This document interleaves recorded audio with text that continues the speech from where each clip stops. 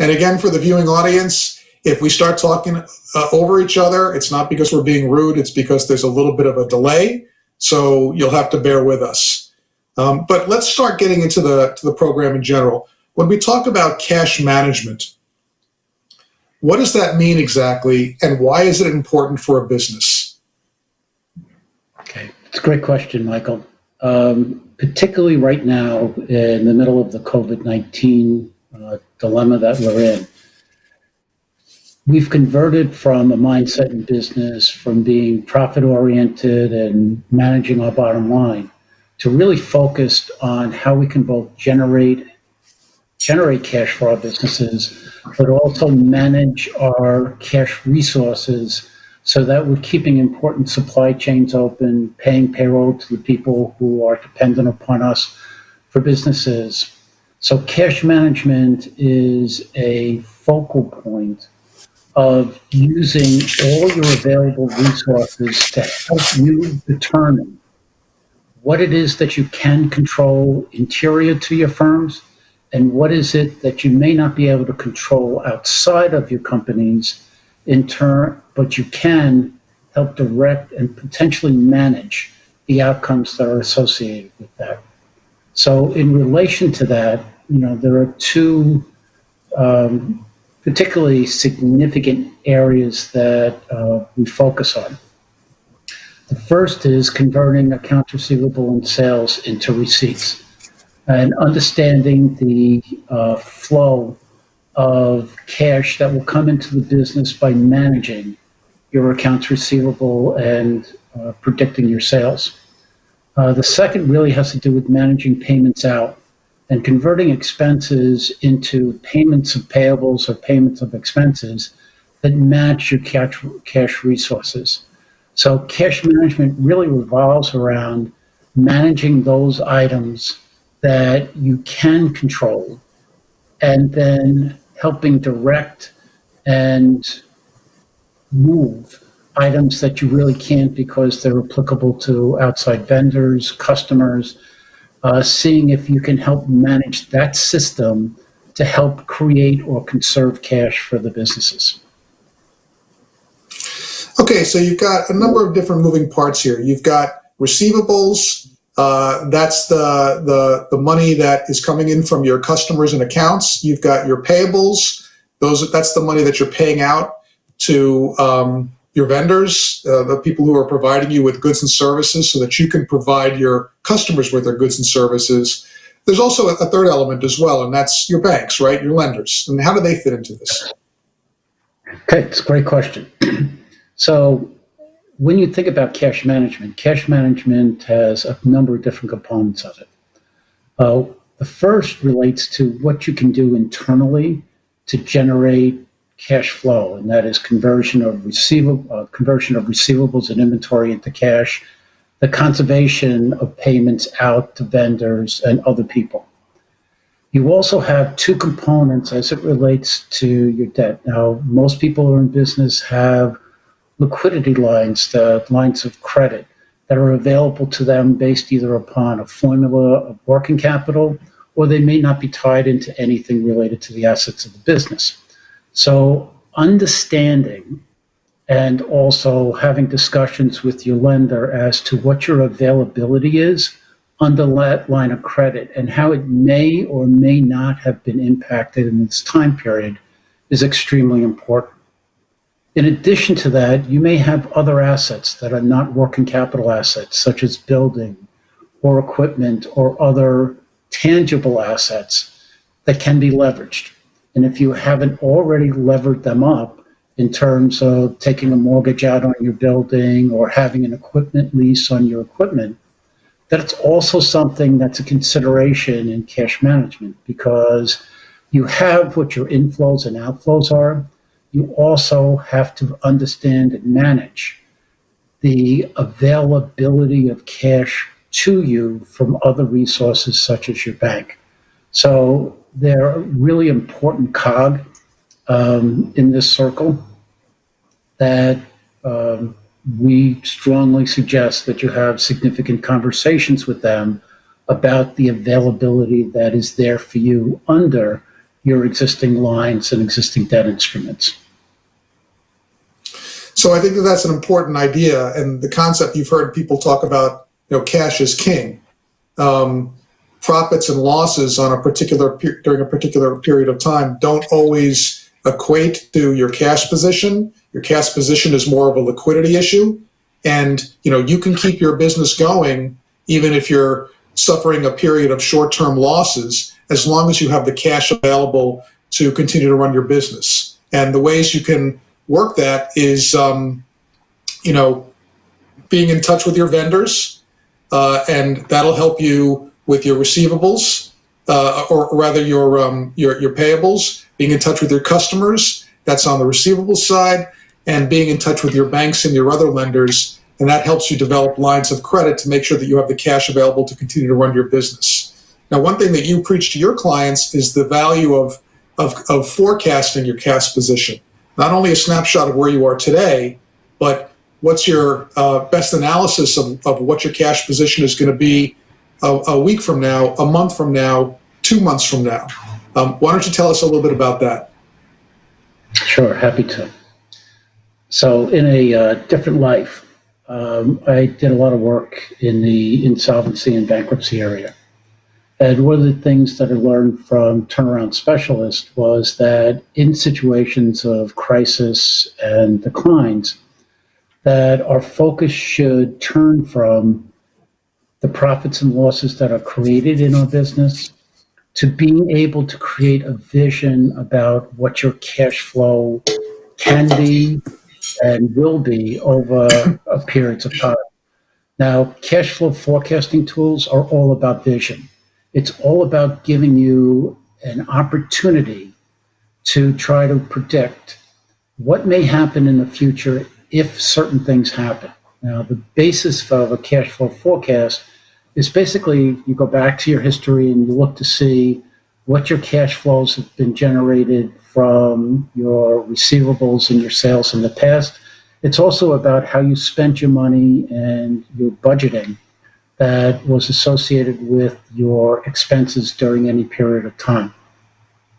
That's just the starting point, because the next thing that is involved is taking a look and figuring out how the present circumstances may have affected how cash will inflow to you and what your opportunity is to diminish or control the cash outflows. So a forecasting tool takes your P&L and it takes the major categories in your P&L, and each company is different in terms of how detailed they get, taking your sales and converting them into the cash that you're actually going to receive, taking your expenses from ones that you're booking because you become obligated for them and converting them into cash expenses as to when you need to and when you're expected to expend them. And taking a look at your bank agreements and your other contractual obligations and understanding when cash will be due from you to them. So what a cash forecast does, and we usually would recommend doing it on a 13-week rolling forecast basis, it gives you the vision as to what your cash position will be over that period of time, first starting with if you made no changes to your operations. Many of our clients today have gone through some very, very significant reductions in cash flows, where if they were doing $1 the day before we started into this COVID-19 crisis, they're doing 30 cents of that right now. And that has had a dramatic impact on the cash flow. So they've really had to jump into this on a day-to-day basis. Other businesses are more fortunate, where the decline in revenue has not been that significant, or the decline in revenue may be in front of them. What a cash forecast on a week-to-week basis does for you, looking out 13 weeks, it will tell you the highs and the lows, and it will also give you the opportunity to identify specific areas where you might have the flexibility to create changes. So, for example, Michael brought up before about talking to your bankers. There are certain circumstances under which bankers in the past in crisis situations have talked about a deferral or a lengthening of the point of the time to make payments to the bank. Other people have talked to their landlords about lengthening or deferring rental payments. These all can have an impact on the time where you may see, using a cash forecast, where you might not have enough cash inflow. Will also allow you to maybe step up your accounts receivable collection efforts. And if you're not already doing that, having substantive talks with your customers and understanding what they're going through, what their cash flow is doing, and when expected payments should be made to you. If you're not doing that right now, it's something that you might want to think about starting tomorrow. So this is basically a strategic tool. It's not only the exercise of undertaking the cash flow forecasting analysis, but to determine what is causing the issue if there is a problem with cash flow. For one company, it could be that they're not collecting their receivables quickly enough. For another company, it could be that they're not utilizing their bank lines well enough. So understanding not only what your cash position is, but where the cash is coming from and where it's going will help you decide what you have to do to fix whatever problem you might have. Now, I want to encourage the viewers to send us questions if you have. We've got some questions already lined up. And, one of the most pressing things is, now the world has turned on its head. What should companies be thinking about right now? We have this sudden shock to businesses, and companies are scrambling. What should they be doing, and who should they be talking to? Okay. I think the most important thing is don't go it alone. Okay.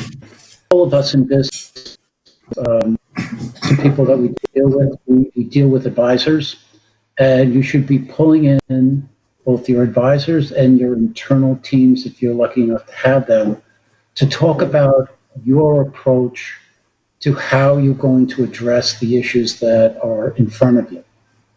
So whether it be your attorney, your CPA firm, your CFO, you should be sitting down and talking to each one of them and gather ideas as to how they can help you become more focused on solutions for your individual situation.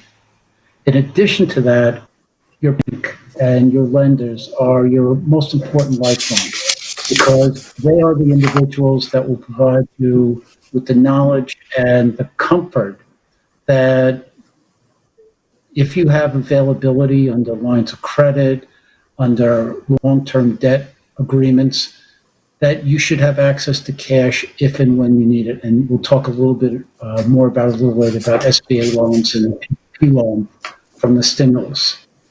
You should also be reviewing your contracts, particularly your insurance contracts. Now, there's been a lot of questions and there's a lot of things going around now about business interruption insurance. And in fact, I was talking to the general counsel of a major insurance brokerage firm the other night, and her comment was, this is the first this is the first event in a very long time where the insurance companies are not likely to be the ones that bear the brunt of the recovery payments because there are significant questions about business interruption insurance and its applicability based upon your contracts. And then I think not the final, but one other area is to review all of your major contracts and talk to the people who you are working with. And if you need support and you need help, talk to them about deferrals and putting you in a position where you're conserving cash right now. There's an old adage that I learned from somebody very early on in my career. There's no harm in asking, but if you don't ask, you don't get. The worst that they can say is, I'm sorry, there's nothing I can do about it.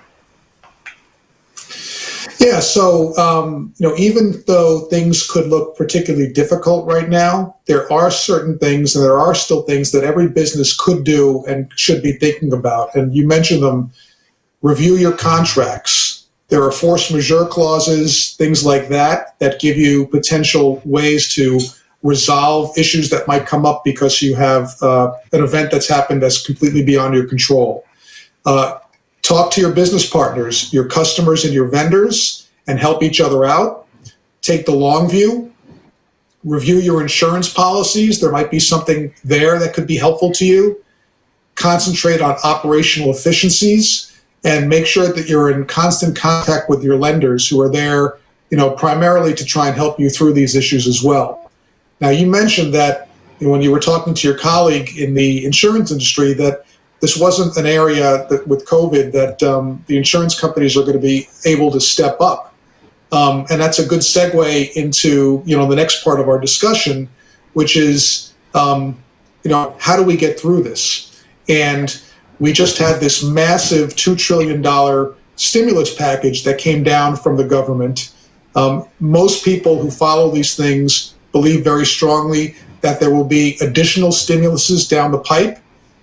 This last one, which was called the CARES Act, some people in DC are calling it COVID-3, and they're already talking about COVID-4 and COVID-5. But with respect to the CARES Act, there were some very helpful things in there for businesses of all sizes. It was designed essentially to provide some short-term liquidity to the marketplace and help triage the current crisis as it's occurring. And maybe you want to talk about some of the more helpful provisions of that. Sure. This has basically come in waves, and it started probably about a month ago now. And it's almost like the COVID curve, where it started out small, and then hopefully it's reaching its crescendo as we get closer to the end of this. But in the beginning, the packages that came out of Washington really related to helping people who needed to take care of sick ones at home. And there were payroll tax deferrals or eliminations. There was also an enhancement relative to certain depreciation rules that came out. The next wave, which included the SBA disaster loans, was really focused around helping small companies that were under 500 employees and met certain requirements and were in certain industries, that gave them an advantage to go directly to the SBA and either get a $10,000 grant and or end up with an SBA loan under the Act. And the SBA created its own application process that's been in place, and we believe that the first money that is associated with that loan package will be coming out in the very near term. In fact, I think April 3rd was the target date. The third act of this happened about a week ago and has caused a tremendous stir. There's over $300 billion that has been identified to help short-term liquidity and keep people at work. Whereas the SBA disaster loan was targeted as a traditional loan to help companies with working capital liquidity for a variety of expenses, the Paycheck Protection Plan loans, PPP, are really targeted to keep people employed. Now, there's a simple application form that came out the other night. The difference between this and the small business disaster, the SBA disaster loan, is that this will be administered by banks. And so the banks and the SBA are currently in negotiations related to the regulations that will be surrounding this. And it's causing at least some delay in banks accepting the applications which you will put out online. There are certain criteria that you have to meet to do this. It is a relatively simple form based upon average monthly payroll for a period of time going backwards a year. And it also has a true-up provision in it that's based upon your actually spending the funds that you received in an 8-week period subsequent to the loan provision to you. It also contains quite a number of certifications and also will require you to submit the certain information that the banks will require you to. The final arbiter of this is going to be the SBA. So the important thing to know about the PPP loans is that there's an application form that seems to be relatively simple, but behind that are provisions that will determine how much of the loan that you have to pay back if you didn't make the expenditures that were embedded in the average monthly payroll that you provided the SBA and the banks. And then the second thing is that they have certain qualifications based upon full-time equivalents during those periods.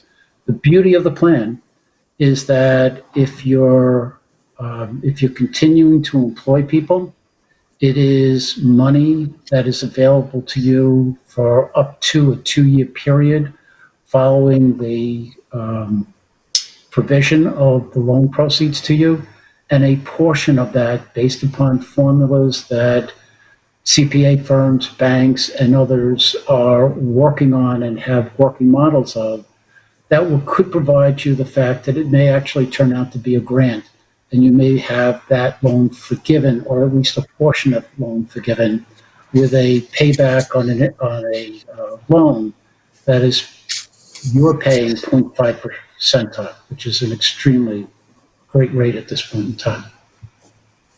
So that's a really key point, is you've got this PPP loan program where you can get a loan from the SBA, the Small Business Administration, at a very low rate for an extended payback period. But if you keep your employees employed, some of the loan is actually forgiven and you would not have to pay it back at all. Correct. There is the methodology that's associated with the true-up period has not been fully vetted. Conceptually, the loan is based upon an average payroll. The true-up contains 2 elements, which are actually 3.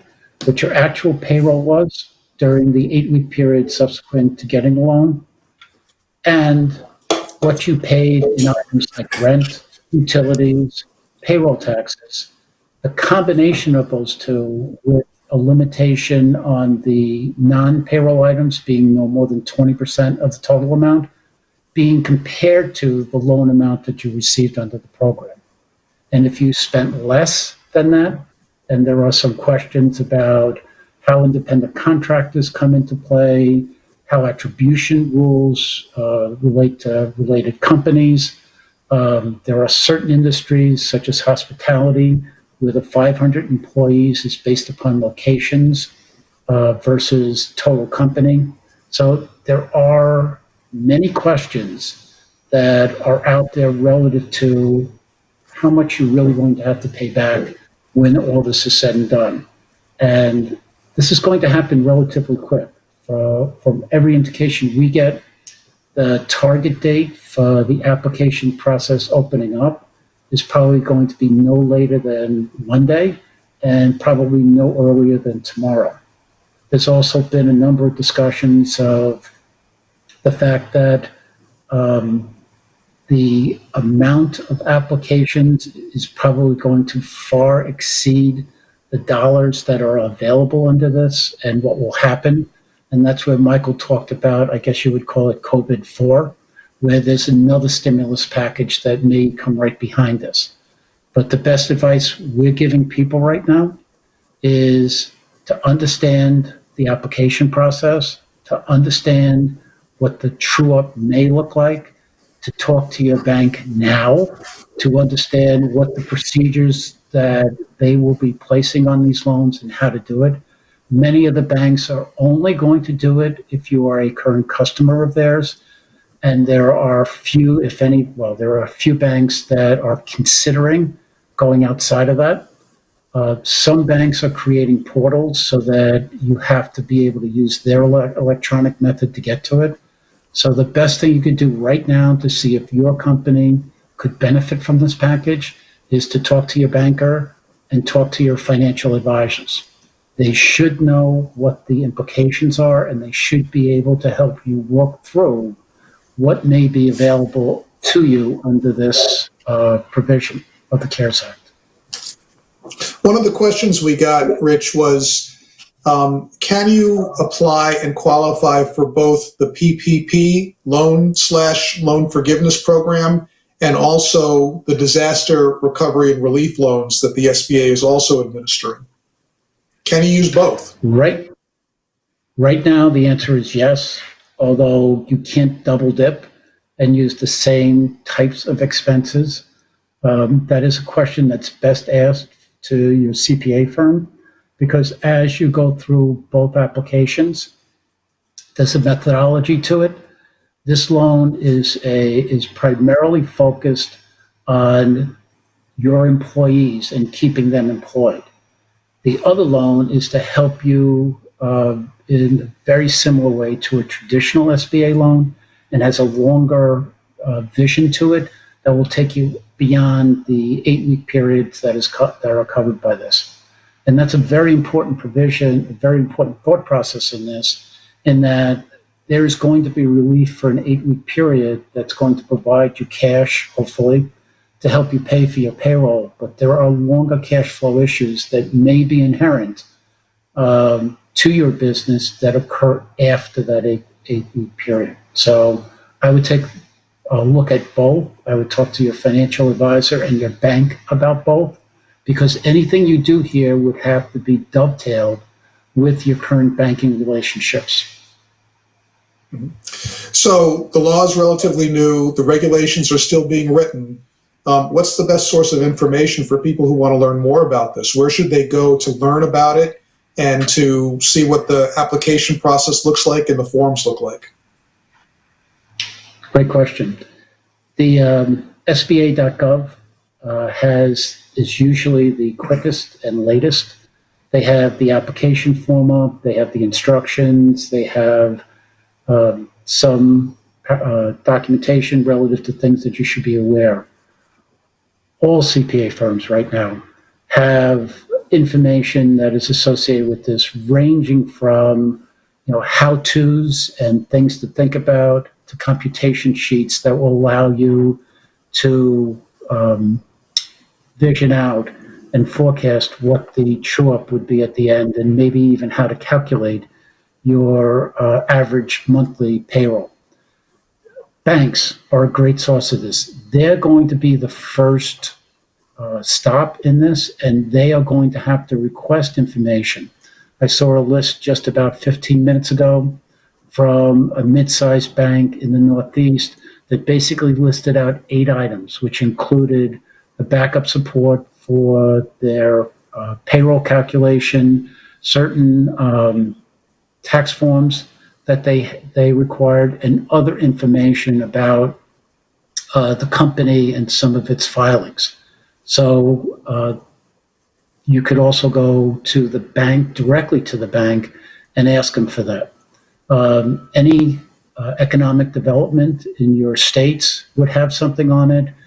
Chambers, the WCA, others, all are putting out information that can help. Now, the one caveat I'll have to that, since this is somewhat fluid, there are nuances between what is known today and known tomorrow. And so that some of the information might not be 100% correct at the current time. So I would keep the flow of information coming to yourself. I would read, and I would keep up with your professionals and your bankers in terms of asking them for any new developments. Yeah, and I would add to that to be proactive. I mean, even though the regulations are not finalized yet, you could pretty much predict what kind of information and data about your organization you're going to have to develop and turn over as a result of applying for these grant and loan programs. So get your ducks in order and get ready, because as you said, there is money out there, but it's not unlimited, even though it's a lot of money. There will be a lot of people applying, and it'll be very important to be first in the queue. Now, Citrin Cooperman has a website, obviously, that's got a lot of this information on it. So that's another source that people can go to, in addition to SBA.gov, which gives them, the official government information. And, I was on that this morning, and their frequently asked questions are currently being updated. So it's important to check back, pretty regularly. Also on your website, you have a new kind of a tool chest or a toolkit for businesses that are navigating through a crisis. And one of the things that I found, pretty fascinating was this sort of self-assessment or stress test that is available to the public. Why don't you tell us a little bit about that? Sure. When we started thinking about how we can help our clients and others a few weeks ago, we thought about different areas in which we could help people think through this. And the hardest thing about being in a situation like this is feeling the pressure of not knowing where to turn. And there are two aspects of this: what you need to do now, how it is that you react to now. And I think we've talked a lot about that in terms of cash management strategies, in terms of applying for relief under the CARE Act and other loan provisions that the federal government have put out, and take advantage of the things that the government is doing to keep our economy going. What we also wanted to do was to give business owners the opportunity to sit down and think about their own business, because there's not only today with what we have to do today to react, survive, move forward, but there's also tomorrow. And so what we did with the self-assessment, it's about a 15-minute assessment that's broken into major topical areas, is that we took a number of questions in a number of areas to help somebody think about the business. The first section of it is basically how you feel about how the recession or how this crisis is affecting your business and the types of things that you're thinking about. It also is a little bit of demographics, so we get to look at size, industry, type of business that it is. Contained in the body of the assessment are 4 to 5 areas that we're updating constantly based upon feedback that we get from people who have taken it. And we've had something like 220 people take it already. That provides answers to questions that are targeted at trying to identify places within individuals' business that they should focus on today that may help them through the next several weeks and months as it relates to this. And that has to do with your ability to generate information about your financial position, your ability to forecast and budget, your operational structure, your focus on optimizing your expenditures, among many other things.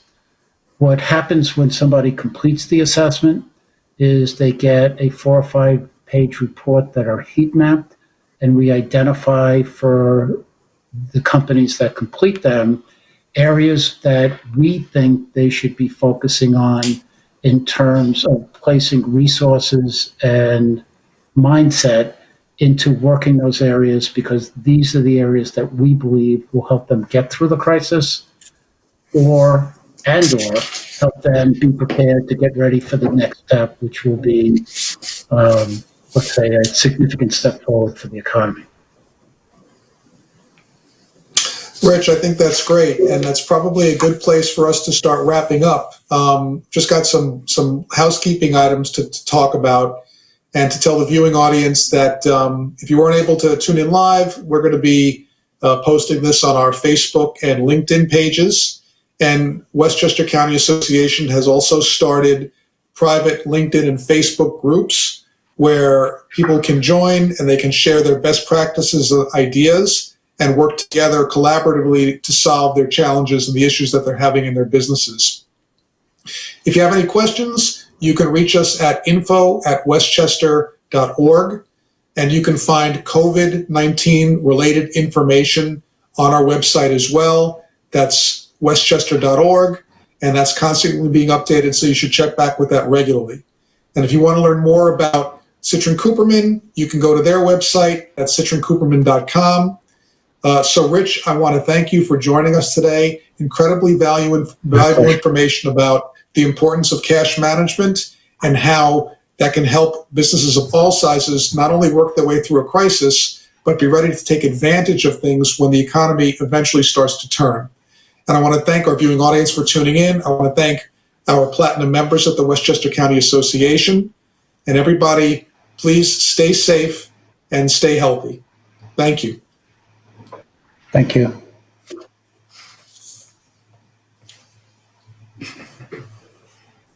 Thank you.